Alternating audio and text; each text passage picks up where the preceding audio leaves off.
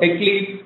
Then I have done some sort of architect work. I'm from a .NET that is from Microsoft background.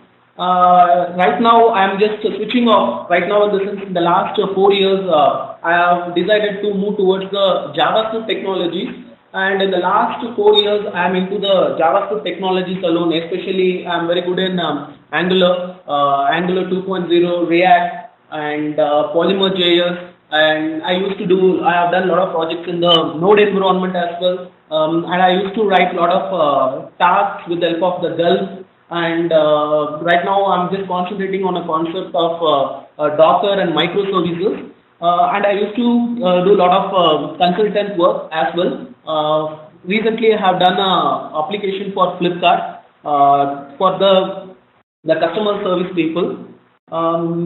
So this is all about me, and I'm also very much excited to have a session with you all. In this session, we are going to discuss a lot about React, and I'm just going to share my experience which I have gathered when I have done a project in this React, especially with the Flipkart. That particular application has been completely developed with React in the front end, and in the back end we use MongoDB, and with the Node environment I have created that application. I hope that gives a lot of experience towards me, so I'm trying to share all those experience. At the same time, since it's going to be a virtual classroom session, I want your full attention, like please avoid, don't have your mobile phones next to you, please switch it off. Okay, and it's going to be a 4 hours continuous session. I try my level best that you won't feel bored. If suppose you feel that you require a break in this sense, please let me know. We'll have a very short break. That is, it won't be more than 5 minutes. At the same time, I think I can see your chat window. Whatever you want to discuss, just do a quick chat on that so that you can speak with me as well. Okay, I hope, can you see the chat window also? Hello? Please let me know whether you can see the chat window. Yeah, you can see that, right? Because you are, yes. So, I just want to have a quick check on this JavaScript part. That is, let me type the contents here, like you need to know the primitive types available in the JavaScript. And you should know how to create an object literal, and especially you need to know some sort of array functions which I am going to specify here. Then in the functions front, you should know the topic like self-invoking function,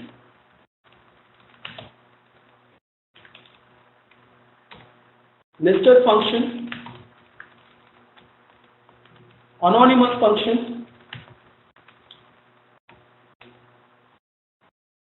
and constructor function. You should know closure, and you should know what is module, and name function,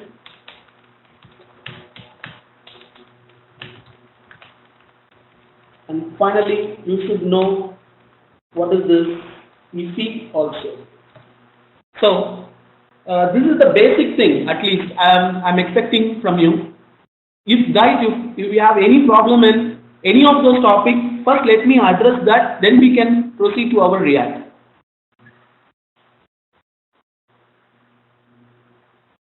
I'm just waiting for your response. I'm looking at the chat window.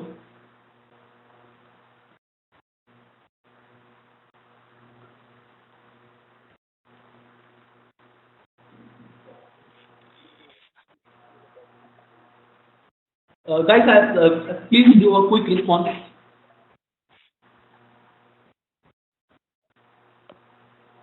Nothing wrong in asking that if you don't know that.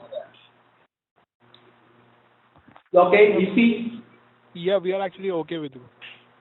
Okay, so let me have a quick review on this. Like, so in JavaScript, what are the primitive types available? Can you quickly say that?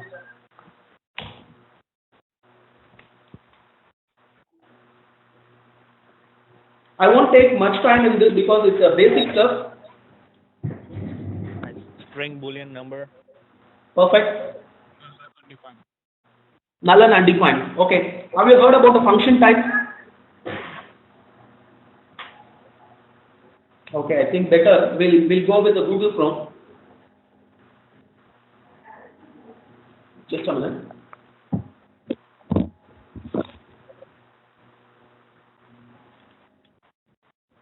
So I've shared my entire screen to you.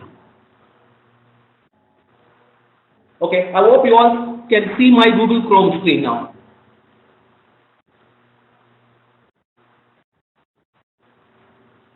Can you all see that? Please type it in the text chat. Yes. Okay, great. Now I'm just going to open the developer tools. So you all know how to open the developer tools. We need to press F12. So when you press the developer tools, we are here. In this developer tools, I'm just going to quickly type the 5 primitive types. For example, in JavaScript, this type is called as a number, whereas anything provided within the string is called as, anything provided within double quotes is called as a string, and this is called as true or false, that is a Boolean type. Okay, it has number, Boolean, it has string, and it has undefined, and we have one more thing called null. So these are the 5 primitive types available. So the important thing to note here is, in JavaScript, we can declare the variable. If you want to declare the variable, you can declare it with the help of the var keyword, var followed by a variable. If a variable is pointing towards a number, now this is a is a variable which is pointing to a number. Can anyone say how to get the type of that variable? Quickly. I want to get the type, so I'm saying that a is a number type. How to get the type of that? Type of A. Sorry? Could you please type it? You can just write type of A. Perfect. So when I say type of A, it provides that particular type. So in the same way, when you create any variable, for example, if I say I'm having a variable called u, okay? So when I get the type of u, you can see that, already I have created some function here. Let me clear that console history, where I'm having one variable. Just a minute, let me refresh my screen, or else Control Shift 10, that will be better. Let me create one variable called un. Then I'm just going to get the type of that. Look at that, it says it is undefined. So it is very much important to know those primitive types, whereas if I say where u equal to null, it is no more undefined. It has been assigned with the value null. So can you guess what is the type of u now? If I say type of u, what will be the answer? Please let me have an interaction session. Yep. Null. No. As you expect, it won't have a null as a separate type. It will point that as an object. For example, if I say type of u, you should see it is an object. So these are all the 5 primitive types available here. But one important thing you all need to know is JavaScript is a loosely typed scripting language, right? That is, it cannot understand the difference between the string and a number. For instance, if I say whether the 4 equals 4, where the right hand side we have the string, whereas in the left hand side we have a number. Since JavaScript is a loosely typed programming language, it's just going to say it is true. Okay, but obviously answer should be false, because 4 is a number, right hand side we have a string. So to do that, we have an operator called strict comparison operator. Strict comparison operator is used to check the data along with its data type. If you see this, it says false. So same way I can just check whether the variable is defined or not. For example, I'm having a variable called un. Okay, so I can just quickly check with the data type whether un is equals strictly equals to undefined in the sense, yes, it is true. So this is very much handy for us when we write the program.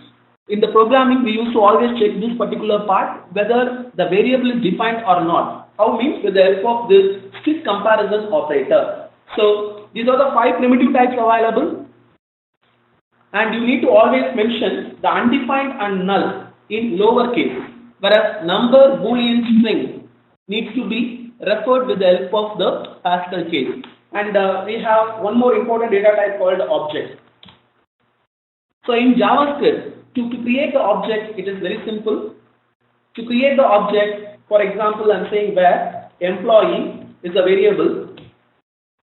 So if I say 5, employee is pointing towards a number, whereas if I say false, employee is pointing to the boolean. If I say the employee with the name Rai, it's pointing towards the string, whereas if I say null, it is pointing to the object. And one more important thing, if I point towards the curly bracket, yes, still it is pointing to an object. So to create the object in JavaScript, there are 2 different ways to do that. This is the shorthand way, and this is the most recommended way as well. So to create the object, we can say new object. This is one option. The another option is where employee equal to a curly bracket. This is also another option. So it is good to refer or write the code in this way instead of new object. There are lot of things. For example, if I want to create a number, we can even say like this, where n equal to new number. It is still valid when I say n equal to 6. If I type n, see that we got that 6. But if I give this value like this, that is, if you see, this is like a constructor function. We'll discuss on the constructor function later. Now, can anyone say how to get the value of this particular number type? For example, if I say n, it won't give that value.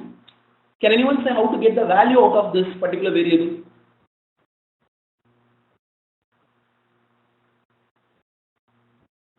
Hello? Okay, anyway, I'll answer it. N dot, there is a function called value of, which is used to retrieve the values which we have assigned to a number object. So it is always, we can create the number in 2 different ways. This is one way. The another way is where n equal to directly 6. So this is the recommended way.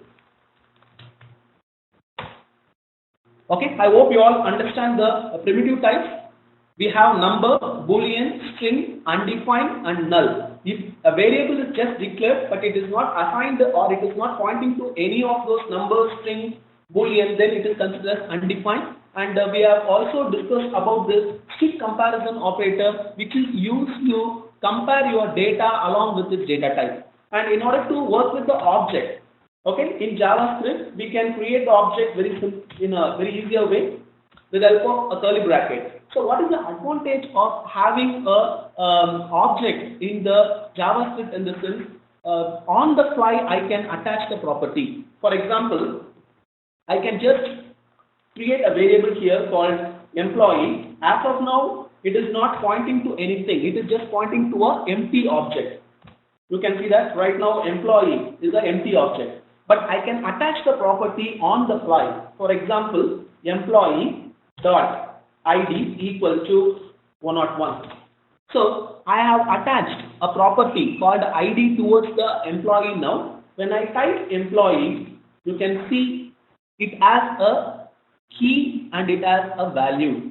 This is also called as associative array. In JavaScript, objects are associative array. Associative array in the sense, it is like a hashing concept. Like when you provide the key, I can get the value. So there are 2 options to retrieve and assign the values. Let me just show that to you. As of now, this is our employee, right? So if I want to retrieve this value, you can either ask employee.id. This is one way. Another way is with the help of the square bracket notation. We can provide the key here. When I provide the key, obviously I can get the answer. Okay, there are 2 ways to attach a property. Let me repeat that. On the fly, we can say employee ID 10 or 100. This is one way. Then employee dot name. I'm just saying right. So right now we have an employee object. The employee object has ID as well as name. So if you have any question on this particular part, please let me know. If you don't have any question, just say no so that I can proceed to next. Guys, any question? You can type it, great. Okay, now we have an employee object. Look at this employee object. It has two keys. How to iterate over the key? Any idea? I want to iterate all the keys and I want to get the key as well as the values. In JavaScript, how to do it?